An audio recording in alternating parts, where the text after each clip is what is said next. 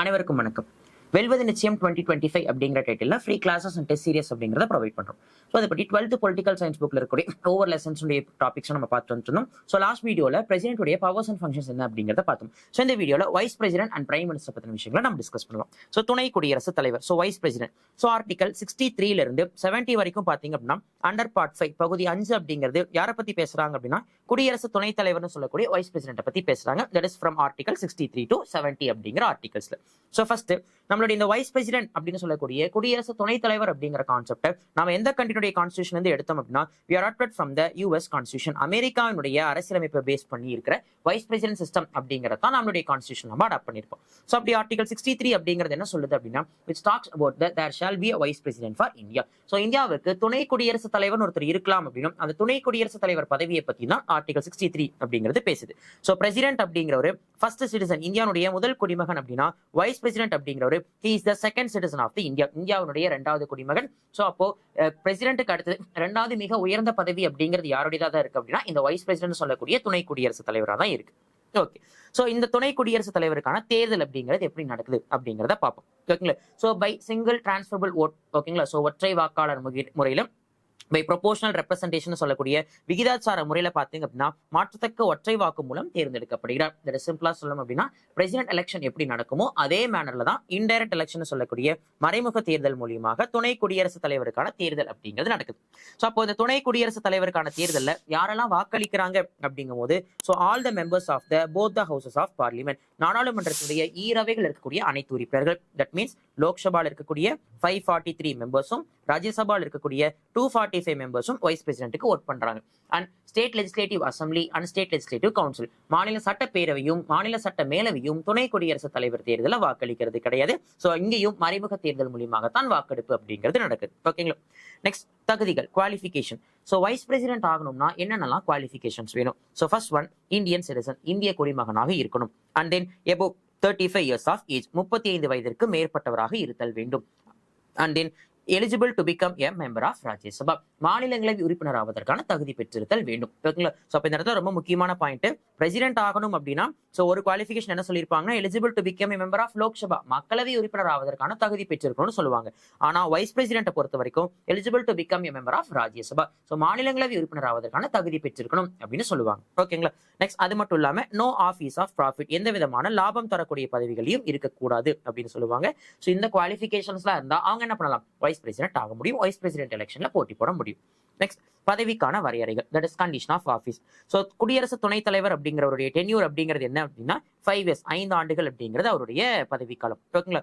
ஒருவேளை இந்த 5 இயர்ஸ்க்குள்ளார அவர் ரிசைன் பண்ணணும்னு நினைக்கிறார் அப்படின்னா எஸ் தாராளமா ரிசைன் பண்ணலாம். அந்த ரிசைக்னேஷன் லெட்டர் யார்கிட்ட கொடுக்கலாம் அப்படின்னா he can hand over to the president, தன்னுடைய ராஜினாமா கடிதத்தை அவர் குடியரசுத் தலைவர் கிட்ட கொடுக்கலாம். ஓகேங்களா? ஒருவேளை இவர் 5 ஆண்டுகளை தாண்டி பதவியில இருக்கலாமா அப்படின்னா S he can in that post beyond 5 years. ஓகேங்களா? 5 ஆண்டுகளை தாண்டியும் அந்த பதவியில இருக்கலாம். ஸோ எப்ப வரைக்கும் அப்படின்னா till his successor took charge. ஓகேங்களா? இவருக்கு அடுத்து இருக்கக்கூடிய துணை குடியரசுத் தலைவர் பதவி இருக்கிற வரை இவர் அந்த பதவியில இருக்கலாம். இவருடைய பதவிக்காலம் முடிந்திருந்தாலும் கூட. அப்படி அது அதிகபட்சம் எவ்வளவு நாள் இருக்கலாம் அப்படின்னா maximum up to a period of 6 months, 6 மாத காலம் வரைக்கும் தான் இருக்க முடியும். And whether he can be removed from the post, இவர் தன்னுடைய பதவியிலிருந்து நீக்கம் செய்யப்படலாமா அப்படின்னா எஸ் தாராளமா நீக்கம் செய்யப்படலாம். But constitution does not mention any specific removal resolution. ஓகேங்களா? ஸோ துணை குடியரசுத் தலைவருக்கு பிரசிடென்ட்டுக்கு இருக்கிற மாதிரியான ஒரு குறிப்பிட்ட தகுதி நீக்க முறை அப்படிங்கிறத கொண்டு வரல. ஓகேங்களா? ஸோ பட் ஆனா சில வரைமுறைகள் அப்படிங்கிறது மட்டும் சொல்லியிருப்பாங்க. என்ன அப்படின்னா so vice president removal resolution அப்படிங்கிறது எந்த ஹவுஸ்ல தான் இனிஷியேட் பண்ண முடியும்னா ராஜ்யசபா, மாநிலங்களவையில மட்டும்தான் அது இனிஷியேட் பண்ண முடியும் அப்படின்னு சொல்றாங்க. அண்ட் இது இனிஷியேட் பண்றதுக்கு எத்தனை நாட்களுக்கு முன்னாடியாவது நோட்டீஸ் அனுப்பிச்சிருக்கணும்? அட்லீஸ்ட் 14 days, 14 நாட்களுக்கு முன்னாடியாவது நோட்டீஸ் அனுப்பிச்சிருக்கணும் அப்படின்னு சொல்றாங்க. அண்ட் அந்த மாநிலங்களவையில என்ன மாதிரியான ரெசல்யூஷன் அது நிறைவேற்றப்படணும்? That is by the special majority, சிறப்பு பெரும்பான்மையோட அந்த தீர்மானம் அப்படிங்கிறது நிறைவேற்றப்படும். இது முடிச்சதுக்கு பிறகு அடுத்து எங்க அனுப்புவாங்க அப்படின்னா that will be moved to the Lok Sabha, மக்களவைக்கு அது அனுப்பி வைக்கப்படும். மக்களவையில் என்ன பண்ணுவாங்க? பை சிம்பிள் மெஜாரிட்டின்னு சொல்லக்கூடிய அறுதி பெரும்பான்மையின் மூலியமாக வாக்கெடுப்பு அப்படிங்கிறது நடத்தப்படும். அப்ப ராஜ்யசபால மட்டும்தான் இவரை ரிமூவ் பண்றதுக்கான ரிமூவல் ரெசல்யூஷன் இனிஷியேட் பண்ண முடியும். 14 நாட்களுக்கு முன்னாடியாவது நோட்டீஸ் அப்படிங்கிறத கொடுத்திருக்கணும். அண்ட் தென் அங்க ராஜ்யசபால ஸ்பெஷல் மெஜாரிட்டின்னு சொல்லக்கூடிய சிறப்பு பெரும்பான்மை மூலியமாக வாக்கெடுப்பு நடத்தப்படும். அண்ட் தென் அங்க இருந்து லோக்சபா மக்களவைக்கு அனுப்புவாங்க. லோக்சபா பை சிம்பிள் மெஜாரிட்டிஸா அறுதி பெரும்பான்மை மூலியமாக வாக்கெடுப்பு நடத்துவாங்க. ஓகேங்களா? சோ அப்போ இவர் எதன் அடிப்படையில தகுதி நீக்கம் செய்யப்படுவாரு அப்படின்னு சொல்லி பார்க்கும்போது he will be removed in the name of vice president. துணை குடியரசுத் தலைவர் அப்படிங்கிற பேர்ல தான் தகுதி நீக்கம் செய்யப்படுவார். ஏன் அப்படின்னா because he is the ex officio chairman of Rajya Sabha, மாநிலங்களவையினுடைய தலைவராகவும் தான் இவர் செயல்படுவாரு. சோ அதனால ஏதர் மாநிலங்களவையினுடைய தலைவரா தகுதி நீக்கம் செய்யப்படுவாரா இல்ல வைஸ் பிரசிடென்டா தகுதி நீக்கம் செய்யப்படுவாரா அப்படின்னா he will be removed only in the name of the vice president. துணை குடியரசுத் தலைவர் பதவியிலிருந்து தான் நீக்கம் செய்யப்படுவார். ஏன்னா துணை குடியரசுத் தலைவர் பதவி போனாலே ஆட்டோமேட்டிக்கா அவருடைய ராஜ்யசபா சேர்மன் சீட் அப்படிங்கிறது வேக்கன்ட் ஆயிடும். சோ அப்ப இந்த எக்ஸ் அஃபிஷியோங்கிறதுக்கு என்ன அர்த்தம் அப்படின்னா இந்த பதவியினால் இந்த பதவி கிடைச்சது அப்படிங்கிறது அதோடைய அர்த்தம். ஓகேங்களா? நெக்ஸ்ட், பொறுப்புகளும் பணிகளும். வைஸ் பிரசிடென்ட்டுடைய முக்கியமான பவர்ஸ் அண்ட் ஃபங்க்ஷன்ஸ் என்ன? சோ வைஸ் பிரசிடென்ட் அப்படிங்கிறவங்க he is the ex officio chairman of Rajya Sabha, மாநிலங்களவையினுடைய அலுவல் வழி தலைவராக நியமிக்கப்படுறார். அதுதான் ஆர்டிகல் 64 சொல்லுது. So article 64 vice president is the ex officio chairman of Rajya Sabha. That means யார் இன்னைக்கு வைஸ் பிரசிடென்டா இருக்காங்களோ அவங்க தான் மாநிலங்களவையினுடைய தலைவராக நியமிக்கப்படுவாங்க. அதுதான் அலுவல் வழி தலைவர் அப்படின்னு சொல்லக்கூடியது. ஓகேங்களா? So he presides over the meetings of the Rajya Sabha. எப்படி லோக்சபாக்கு ஸ்பீக்கர் அண்ட் டெபுட்டி ஸ்பீக்கர் இருக்கிறாங்களோ அதே மாதிரி ராஜ்யசபாவுடைய கூட்டங்களை வழிநடத்தக்கூடிய பொறுப்பு யாருடையது அப்படின்னா மாநிலங்களவை தலைவருடையது. ஓகேங்களா? சோ மக்களவையில எப்படி சபாநாயகருக்கு அதிகாரங்கள் இருக்குதோ அதே மாதிரிதான் மாநிலங்களவையிலும் யாருக்கு அதிகாரம் இருக்கு அப்படின்னா மாநிலங்களவை தலைவருக்கு அதிகாரம் அப்படிங்கிறது இருக்கு. ஓகேங்களா? So as he is the chairman of Rajya Sabha as well as vice president இல்லைங்களா? சோ அப்போ எந்த பேர்ல இவர் சம்பளம் வாங்குவார் அப்படின்னா he receives salary only in the name of Rajya Sabha chairman. ஓகேங்களா? மாநிலங்களவை தலைவர் அப்படிங்கிற பேர்ல தான் இவர் ஊதியம் பெறுகிறாரே தவிர வைஸ் பிரசிடென்ட்ங்கிற பேர்ல ஊதியம் கிடையாது. ஏன்னா there is no specific powers and functions for vice president. துணை குடியரசுத் தலைவருக்குன்னு சொல்லி தனியா எந்த விதமான அதிகாரங்களும் கிடையாது. அப்போ வைஸ் பிரசிடென்ட்க்கு எப்பதான் power? when the president seat falls vacant. So குடியரசுத் தலைவர் பதவிங்கிறது வேக்கன்ட் ஆனா மட்டும்தான் வைஸ் பிரசிடென்ட்க்கு அதிகாரமே தவிர மத்தபடி வைஸ் பிரசிடென்ட்க்கு தனியா பவர்ஸ் அண்ட் ஃபங்க்ஷன்ஸ் இல்ல. அதனால தான் ராஜ்யசபா சேர்மன் பதவி அவருக்கு கொடுத்திருக்கோம். சோ அப்போ அவர் வைஸ் பிரசிடென்டா இருக்கிறவரு எந்த பேர்ல சம்பளம் வாங்குவார்னு கேட்டா ராஜ்யசபா சேர்மன்ங்கிற பேர்ல. அதே வைஸ் பிரசிடென்டா இருக்கிறவரு எந்த பேர்ல தகுதி நீக்கம் செய்யப்படுவாரு அப்படின்னு சொல்லி கேட்டாங்க அப்படின்னா வைஸ் பிரசிடென்ட்ங்கிற பேர்ல தான் தகுதி நீக்கம் செய்யப்படுவாங்க. ஓகேங்களா? சோ அண்ட் தென் பாத்தீங்க அப்படின்னா சோ குடியரசுத் தலைவருடைய இறப்பு, அதாவது பிரசிடென்ட் சீட் எப்பெல்லாம் வேக்கன்ட் ஆகுதோ அப்ப மட்டும்தான் வைஸ் பிரசிடென்ட்டுக்கு ஒர்க் அப்படிங்கிறது இருக்கும். ஓகேங்களா? சோ அப்படி பிரசிடென்டா இருக்கிறவர் சீட் வேக்கன்ட் ஆயிருச்சுங்கும் போது வைஸ் பிரசிடென்டா இருக்கிறவங்க அந்த அவையை வழிநடத்த அந்த பொறுப்புல கவனிப்பாங்க. அப்போ வைஸ் பிரசிடென்டா இருக்கிற ஒருத்தர் பிரசிடென்டா எவ்வளவு நாள் வரைக்கும் ஆக்ட் பண்ணலாம் அப்படின்னா up to a maximum period of 6 months, 6 மாசம் வரைக்கும் ஆக்ட் பண்ணலாம். ஏன்னா அடுத்த 6 மாசத்துக்குள்ளார பிரசிடென்ட் சீட்டுக்கு நம்ம கண்டிப்பா என்ன பண்ணி ஆகணும்? தேர்தல் அப்படிங்கறத நடத்தி ஆகணும். ஓகேங்களா? சோ அப்படி வைஸ் பிரசிடென்டா இருக்கிறவரு அதிகபட்சம் 6 மாதம் வரைக்கும் குடியரசுத் தலைவரா பொறுப்பு வைக்கலாம். அப்படி குடியரசுத் தலைவரா ஒரு பொறுப்பு வைக்கும் போது ஓகேங்களா he will preside over all the powers and functions as with respect to the president. குடியரசுத் தலைவருக்கே உண்டான அனைத்து அதிகாரங்களையுமே யார் பெறுவா? அந்த துணை குடியரசுத் தலைவர் பெறுவார். அதே சம்பளம், ஓகேங்களா, சலுகைகள், அதிகாரங்கள் இது எல்லாமே அவருக்கு அப்படியே வந்துரும் அப்படிங்கிறாங்க. ஓகேங்களா? பட் அதே சேம் டைம் வைஸ் பிரசிடென்டா இருக்கிறவரு பிரசிடென்டா ஆக்ட் பண்றாரு அப்படின்னா ஆட்டோமேட்டிக்கா அவருடைய வைஸ் பிரசிடென்டா இருந்து பார்த்துட்டு வர ராஜ்யசபா சேர்மன் சீட் அப்படிங்கிறது என்ன ஆகும்? வேக்கன்ட் ஆகும். அப்போ வைஸ் பிரசிடென்ட் யூஸ்வலா மாநிலங்களவையை வழிநடத்த மட்டும்தான் செய்வாரு. ஒருவேளை பிரசிடென்ட் சீட் வேக்கன்ட் ஆயிடுச்சுன்னா அவர் பொறுப்பு குடியரசுத் தலைவரா செயல்படுவார். அப்போ அவர் பதவி வகிச்சுட்டு வந்துட்டு இருக்கிற மாநிலங்களவை தலைவர் பதவி அப்படிங்கிறது வேக்கன்ட் ஆகும். ஓகேங்களா? அப்ப யார் மாநிலங்களவை தலைவர் பதவியை பார்த்துப்பா? டெபுட்டி சேர்மன் ஆஃப் ராஜ்யசபா, மாநிலங்களவையினுடைய உறுப்பினர்கள் ஒருத்தரவே துணைத் தலைவர்னு சொல்லி நம்ம செலக்ட் பண்ணி வச்சிருப்போம். அவர் என்ன பண்ணுவார் அப்படின்னா அப்போதைக்கு அந்த அவையை வழிநடத்தக்கூடிய பணியில ஈடுபடுவார். ஓகேங்களா? அப்போ ஒருவேளை president and vice president seat ரெண்டுமே வேக்கன்ட் ஆயிடுச்சு அப்படின்னா சீஃப் ஜஸ்டிஸ் ஆஃப் இந்தியா, இந்திய உச்சநீதிமன்றத்துடைய தலைமை நீதிபதி என்ன பண்ணுவாங்க அப்படின்னா அந்த அவையை வழி நடத்துவாங்க. ஓகேங்களா? ரைட். இந்த இடத்துல ரொம்ப முக்கியமா நம்ம தெரிஞ்சுக்க வேண்டிய பாயிண்ட் என்ன அப்படின்னா அதாவது துணை குடியரசுத் தலைவரா இருக்கிறவங்க மட்டும்தான் ராஜ்யசபா சேர்மன் ஆக முடியுமே தவிர ராஜ்யசபா சேர்மன் ஆகிறவங்க எல்லாம் துணை குடியரசுத் தலைவர் ஆயிட முடியாது. ஏன்னா டெபுட்டி சேர்மனா இருக்கிற ஒருத்தர் மாநிலங்களவையினுடைய தலைவரா ஆக்ட் பண்றாரு. அப்போ வைஸ் பிரசிடென்டா ஒரு ஃபங்க்ஷன் ஆவாரா அப்படின்னா கண்டிப்பா ஆக மாட்டார். So only vice president is the ex officio chairman of Rajya Sabha. துணை குடியரசுத் தலைவர் தான் மாநிலங்களவை தலைவரே தவிர மாநிலங்களவை தலைவரா இருக்கிறவங்க எல்லாருமே துணை குடியரசுத் தலைவர் ஆயிட மாட்டாங்க. ஓகேங்களா? சோ இதுதான் வைஸ் பிரசிடென்ட்டுடைய பவர்ஸ் அண்ட் ஃபங்க்ஷன்ஸ் அப்படின்னு சொல்லக்கூடிய பாயிண்ட். ஓகேங்களா? நெக்ஸ்ட், அடுத்தது பிரதமர் மற்றும் அமைச்சர்கள் குழு. So prime minister and then அவருக்கு கீழே இருக்கக்கூடிய கவுன்சில் ஆஃப் மினிஸ்டர்ஸ் யார் யாரு அப்படிங்கிறத நம்ம பார்க்க போறோம். ஓகேங்களா? ரைட். சோ இந்தியாவை பொறுத்த வரைக்கும் இந்த பிரைம் மினிஸ்டர் கான்செப்ட் அப்படிங்கிறத நம்ம எங்க இருந்து அடாப்ட் பண்ணிருப்போம் அப்படின்னா ஃப்ரம் இங்கிலாந்து கான்ஸ்டியூஷன். சோ பிரிட்டனுடைய நாடாளுமன்ற ஆட்சி முறையை பின்பற்றி தான் ஓகேங்களா பிரதமர் அப்படிங்கிறவரை ஹெட் ஆஃப் த கவர்மெண்ட், ஒரு அரசாங்கத்தினுடைய தலைவரா இந்தியாவில நாம உருவாக்கி வச்சிருப்போம். ஓகேங்களா? சோ அப்போ ஹெட் ஆஃப் த ஸ்டேட் அப்படின்னு சொல்லக்கூடிய அரசின் தலைவர் அப்படின்னு சொல்லும் போது பிரசிடென்ட் குடியரசுத் தலைவர், whereas head of the government அரசாங்கத்துடைய தலைவர் அப்படின்னு சொல்லும் போது prime minister is the head of the government. ஓகேங்களா, ரைட். சோ பிரதமர் அமைச்சரவையிலேயே சமமானவர்களில் முதன்மையானவராக திகழ்கிறார். தட் மீன்ஸ் எல்லா அமைச்சர்கள் இருப்பாங்க. அந்த அமைச்சர்கள் எல்லாருமே ஒரே ரேங்க்ல இருந்தாலும் சோ அதுல முதன்மையானவரா ஹெட்டா இருக்கிறது யாருன்னு தான் சொல்றாங்க, பிரைம் மினிஸ்டர் அப்படின்னு தான் சொல்றாங்க. ஓகேங்களா, ரைட். சோ இப்போ இந்த பிரைம் மினிஸ்டர் அப்படிங்கிறவர் எப்படி நியமனம் செய்யப்படுறாரு அப்படின்னா, ஆஸ் பர் ஆர்டிகல் 75 விதி 75 அடிப்படையில prime minister is appointed by the president. பிரதமர் அப்படிங்கிறவர் குடியரசுத் தலைவரால் நியமனம் செய்யப்படுறாரு. அப்போ அப்படின்னா குடியரசுத் தலைவர் தனக்கு விருப்பமான ஒருத்தரை பிரதமர் பதவியில் உட்கார வச்சிட முடியுமா அப்படின்னா கண்டிப்பா முடியாது. ஓகேங்களா, குடியரசுத் தலைவர் தன்னிச்சையா ஒரு பிரதமரை தேர்வு செய்ய முடியுமா? முடியாது. சோ எந்த கட்சி மக்களவையில பெரும்பான்மை பெற்றிருக்குதோ அந்த கட்சியினுடைய கூட்டணி தலைவரையோ இல்ல அந்த கட்சியினுடைய தலைவரோ இல்ல அந்த கட்சியுடைய எம்பிக்கெல்லாம் சேர்ந்து யாரை பரிந்துரைக்கிறாங்களோ அவங்களதான் பிரதமரை உட்கார வைக்க முடியுமே தவிர குடியரசுத் தலைவர் தன்னுடைய விருப்பத்தின் பேர்ல ஒருத்தருக்கு பிரதமர் பதவி அப்படிங்கிறது செய்ய முடியாது.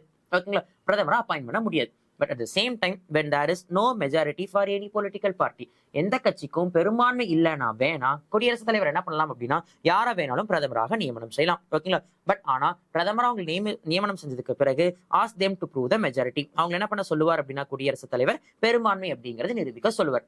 சோ பெரும்பான்மை நிரூபணம் ஆயிடுச்சுன்னா தேர் கவர்மெண்ட் வில் கண்டினியூ, அவங்க அரசாங்கம் ரன் ஆகும். ஒருவேளை பெரும்பான்மை நிரூபிக்கப்படலை அப்படின்னா the Lok Sabha will be dissolved, மக்களவை அப்படிங்கிறது கலைக்கப்பட்டு so the president will move on to the fresh election. குடியரசுத் தலைவர் புதுசா தேர்தலுக்கு உத்தரவிடுவார். அதுக்கான வழிவகை அப்படிங்கிறது செய்யப்படும். ஓகேங்களா, ரைட். சோ அப்படி எந்த கட்சிக்கு பெரும்பான்மை இருக்குதோ அந்த பெரும்பான்மை பெற்ற கட்சியினுடைய தலைவரோ இல்ல அதனுடைய கூட்டணி தலைவர்களோ இல்ல அந்த எம்பிக்களுடைய ஆதரவோ இருக்கிறவங்க தான் பிரதமராக முடியும். So there is no specific qualification for the prime minister. அதே மாதிரி பிரதமர் ஆகிறதுக்கு எந்த தனிப்பட்ட குவாலிஃபிகேஷன்ஸ் இல்ல, பெரும்பான்மை பெற்ற கட்சியுடைய உறுப்பினர்களுடைய ஆதரவு இருந்தா போதுமானது. And also there is no fixed tenure for the prime minister. பிரதமருக்குன்னு சொல்லி நிரந்தரமான பதவி காலம் அப்படிங்கிறது கிடையாது. ஏன் அப்படின்னா சோ ஒன்ஸ் அவங்க பிரதமர் பதவியில உட்கார்ந்தாங்க அப்படின்னா டில் த மெஜாரிட்டி சப்போர்ட், அந்த பெரும்பான்மை பலம் இருக்கிற வரைக்கும் அவங்க என்ன பண்ணலாம், பிரதமரா கண்டினியூ ஆக முடியும். ஓகேங்களா, சோ இந்தியால 5 இயர்ஸ் தான் பிரதமர் பதவின்னு ஃபிக்ஸ் பண்ணியிருந்தோம்னா கண்டிப்பா 5 ஆண்டுகள் தான் பிரதமரா அவங்க இருக்க முடியும். பட் ஆனா 13 மாதங்கள், 1 வருஷம், ஓகேங்களா, சோ 3 வருஷம் இப்படி எல்லாம் நிறைய பேர் பிரதமர்களாக இருந்திருக்காங்க. அதுக்கு ரீசன் என்னன்னா there is no fixed tenure for the prime minister. பிரதமருக்குன்னு நிரந்தரமான பதவி காலம் அப்படிங்கிறது கிடையாது. ஓகேங்களா, so till that tenure majority support, பெரும்பான்மை பலம் இருக்கிற வரைக்கும் மக்களவையினுடைய பதவி காலம் இருக்கிற வரைக்கும் பிரதமருடைய பதவி காலம் அப்படிங்கிறது தொடங்கும். சோ அந்த பிரதமருடைய முக்கியமான பணி என்ன அப்படின்னா மினிஸ்டர்ஸை ரெடி பண்றது. ஓகேங்களா, சோ கவுன்சில் ஆஃப் மினிஸ்டர்ஸ் தனக்கு கீழே இருக்கக்கூடிய அமைச்சர்கள் யாரு அப்படிங்கறத அப்பாயின்மெண்ட் முடிவு பண்றது. அண்ட் தென் அந்த அமைச்சர்களுக்கான போர்ட்போலியோஸ் துறைகளை ஒதுக்குறது. அண்ட் தென் அந்த போர்ட்போலியோஸை மாற்றம் கொண்டு வருது, சேஞ்சஸ் மேக் பண்றது. And then to remove from the ministry, அவங்களை அமைச்சர் பதவியிலிருந்து நீக்கிறது. இதுதான் ஒரு பிரதமருடைய முக்கியமான பணி. அப்போ ஒருத்தர் அமைச்சரா தேர்வு செய்யறது, அவங்களுக்கான துறைகளை ஒதுக்குறது, துறைகளை மாற்றுவது, அண்ட் தென் அவங்களை அமைச்சர் பதவியிலிருந்து நீக்கிறது பிரதமருடைய முக்கியமான பணிகள்னு சொல்லலாம். ஆனா இந்த பணிகள்லாம் பிரதமர் செய்வாரா? கண்டிப்பா செய்ய மாட்டாரு. யார் தான் செய்வாங்க அப்படின்னா குடியரசுத் தலைவர் தான் இது எல்லாத்தையுமே செய்வாங்க. ஆனா குடியரசுத் தலைவர் அவருடைய விருப்பத்துக்கு செய்ய முடியுமானா கண்டிப்பா செய்ய முடியாது. Only on the recommendation of the prime minister. பிரதமருடைய பரிந்துரை இருந்தால் மட்டும்தான் குடியரசுத் தலைவர் இந்த இடத்துல செய்ய முடியும். அப்போ இந்த விஷயத்துல பிரதமர் சொல்றதை தான் கண்டிப்பா குடியரசுத் தலைவர் கேட்கணுமே தவிர அதை தாண்டி வேற எதுவும் செய்ய முடியாது. ஓகேங்களா, ரைட். சோ அண்ட் அந்த மினிஸ்டர்ஸ் அப்படின்னு சொல்லும் போது மினிஸ்டர்ஸ்ல நிறைய கேட்டகரி ஆஃப் மினிஸ்டர்ஸ் அப்படிங்கிறவங்க இருப்பாங்க. அதுல ரொம்ப முக்கியமான மினிஸ்டர்ஸ் யார் அப்படின்னா கேபினெட் மினிஸ்டர்ஸ் அப்படின்னு சொல்லக்கூடியவங்க. ஓகேங்களா, சோ மினிஸ்டர்ஸ் அப்படிங்கிறவங்க மெயினா பாத்தீங்க அப்படின்னா 3 கேட்டகரிஸ் ஆஃப் மினிஸ்டர்ஸ் அப்படிங்கிறவங்க இருப்பாங்க. யாரெல்லாம் அப்படின்னா ஒருத்தவங்க கேபினெட் மினிஸ்டர்ஸ், கேபினெட் அமைச்சர்கள். இன்னொருத்தவங்க யார் அப்படின்னா மினிஸ்டர்ஸ் ஆஃப் ஸ்டேட்னு சொல்லக்கூடிய ராஜாங்க அமைச்சர்கள். இன்னொருத்தவங்க டெபுட்டி மினிஸ்டர் அப்படின்னு சொல்லக்கூடிய இணை அமைச்சர்கள். ஓகேங்களா, சோ இதுல கேபினெட் மினிஸ்டர்ஸ் அப்படிங்கிறவங்க முக்கியமான துறைகளை கவனிக்கக்கூடிய பொறுப்புல இருக்கக்கூடியவங்க தான் என்னன்னு சொல்றாங்க அப்படின்னா கேபினெட் மினிஸ்டர்ஸ் அப்படின்னு சொல்றாங்க. ஓகேங்களா, சோ அப்படி கொள்கைகளை வகுப்பதும் ஓகேங்களா சோ திட்டங்களை செயல்படுத்துறதும் யாருடைய வேலை அப்படின்னா இந்த கேபினெட் மினிஸ்டர்ஸ் உடைய வேலை. இதுவே அதுக்கான பரிந்துரைகளை கொடுக்கறது மட்டும்தான் மினிஸ்டர்ஸ் ஆஃப் ஸ்டேட்னு சொல்லக்கூடிய இதர ராஜாங்க அமைச்சர்களுக்கும் இணை அமைச்சர்கள் சொல்லக்கூடிய டெபுட்டி மினிஸ்டர்ஸ்க்கும் முக்கியமான வேலையா இருக்கும். ஓகேங்களா, சோ அப்படி பிரதமருடைய ஆலோசனையின் படிதான் அவங்களை அமைச்சர்களா நியமனம் செய்யறதுல இருந்து, துறை ஒதுக்குறதுல இருந்து, துறை மாற்றுவதிலிருந்து இருந்து, அவங்க அமைச்சர் பதவியிலிருந்து நீக்கிறது வரைக்கும் இது எல்லாத்தையுமே குடியரசுத் தலைவர் செய்வார். ஓகேங்களா, அதே மாதிரி ஒரு துறையை வந்துட்டு 2ஆ பிரிக்கிறதா இல்ல 3ஆவது பிரிக்கிறதா, ஓகேங்களா, சோ இது இல்ல 2-3 துறைகளா ஒன்னா இணைக்கிறது, இது எல்லா முடிவுகளுமே எடுக்கக்கூடிய அதிகாரம் யாருக்கு தான் இருக்கு அப்படின்னா பிரைம் மினிஸ்டர், பிரதமருக்கு மட்டும் தான் இருக்குங்கிறாங்க. அண்ட் இதெல்லாம் தாண்டி டெபுட்டி பிரைம் மினிஸ்டர்னு சொல்லக்கூடிய பிரதமருக்கு கீழே உதவியா ஒருத்தர் டெபுட்டி பிரைம் மினிஸ்டர் அப்பாயின்ட் பண்ணக்கூடிய பவரும் யாருடையது அப்படின்னா which is the discretionary power of the prime minister. பிரதமருடைய தனிப்பட்ட அதிகாரங்களை ஒண்ணு அல்லது விருப்ப அதிகாரங்களை ஒண்ணு அப்படின்னு நம்ம சொல்லணும். ஓகேங்களா. ஸோ இப்போ அந்த பிரதமருடைய முதன்மை நிலை குறித்து தரப்பட்டுள்ள காரணிகளால் தெளிவாகுது. ஸோ பிரதமருடைய பவர் அப்படிங்கிறது எந்த அளவுக்கு பெஸ்டா இருக்குங்கிறது இதுல இருந்தே நம்ம பார்க்கலாம். ஸோ பெரும்பான்மை கொண்ட கட்சியின் தலைவராக இருப்பவர் தான் பிரதமராக முடியும். ஓகேங்களா. அண்ட் தென் மற்ற அமைச்சர்களை தேர்வு செய்ய குடியரசுத் தலைவருக்கு பரிந்துரை செய்யறது, பதவி நீக்கம் செய்ய பரிந்துரை செய்யறது, பதவி விலகுமாறு கட்டளையிட பிரதமருக்கே அதிகாரம் உள்ளது அப்படின்னு சொல்றாங்க. ஆனா இதெல்லாம் செய்ய பிரைம் மினிஸ்டர் தனியா செய்ய முடியாது. யார் மூலியமா தான் செய்ய முடியும்? குடியரசுத் தலைவர் மூலியமா தான் செய்ய முடியும். அதே மாதிரி அமைச்சர்களுடைய துறையை ஒதுக்குவதும் அமைச்சர்களுக்கான துறைகளை மாற்றுவதும் குடியரசுத் தலைவர் தான், only on the recommendation of the prime minister. ஓகேங்களா. And then entire council of ministers, அமைச்சரவைக்கும் யார் ஹெட்டா இருப்பாங்க?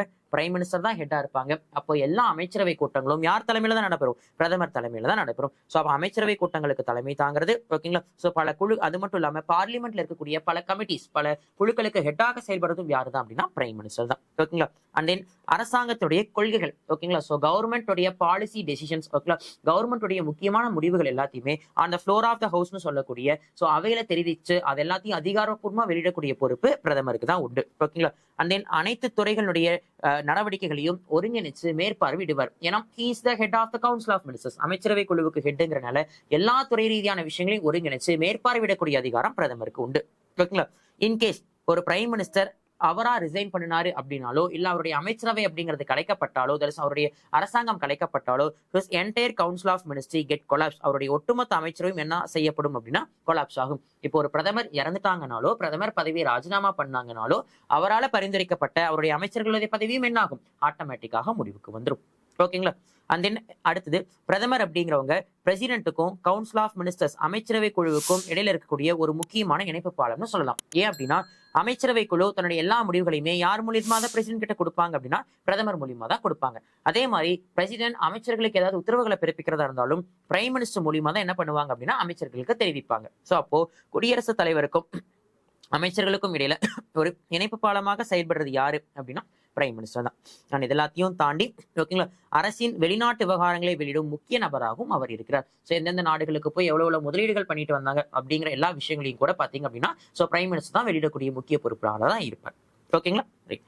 ஸோ எந்த அளவுக்கு பிரைம் மினிஸ்டர் பத்தி பார்த்தோமோ அதே மாதிரி பிஎம் ஆபீஸ்னு சொல்லக்கூடிய பிரதமர் அலுவலகத்தை பத்தி பார்க்க வேண்டியதும் ரொம்ப ரொம்ப முக்கியமானது. ஏன் அப்படின்னா பிரதமருக்கு கூடவே இருந்து எல்லா நிர்வாக நடவடிக்கைகளையும் ஓகேங்களா சஜஸ்ட் பண்றது, ஆலோசனை செய்யக்கூடிய முக்கிய பங்கு வகிக்கக்கூடியது யாரு அப்படின்னா சோ பிரதமர் அலுவலகம் அப்படின்னு சொல்லக்கூடியது. ஏன்னா பிரைம் மினிஸ்டர் அப்படிங்கிறவங்க அரசியல் ரீதியாகவோ இல்ல அட்மினிஸ்ட்ரேட்டிவ் ரீதியாகவோ ரொம்ப முக்கியமான ஒரு பர்சன் இல்லைங்களா. ஸோ அவங்களுக்கு அவங்களுடைய அனைத்து நிர்வாக நடவடிக்கைகளையும் பொறுப்பா பார்த்து அதை செயல்படுத்தக்கூடிய அதிகாரம் அப்படிங்கிறது யாருக்கு இருக்கு? பிஎம் ஆபீஸ்னு சொல்லக்கூடிய பிரதமர் அலுவலகத்துக்கு தான் இருக்கு. ஓகேங்களா. சோ இந்த பிரதமர் அலுவலகத்துக்கு பாத்தீங்க அப்படின்னா பிஎம் செக்ரட்டரியேட்னு சொல்லக்கூடிய ஓகேங்களா தட் இஸ் அதாவது பிரதமருடைய தனி செயலாளர் அப்படிங்கிற ஒருத்தவங்க இருப்பாங்க. ஓகேங்களா. சோ அவங்க தான் முழுக்க பிரதமருடைய எல்லா பணிகளையும் மேற்பார்வையிடுறவங்களா இருப்பாங்க.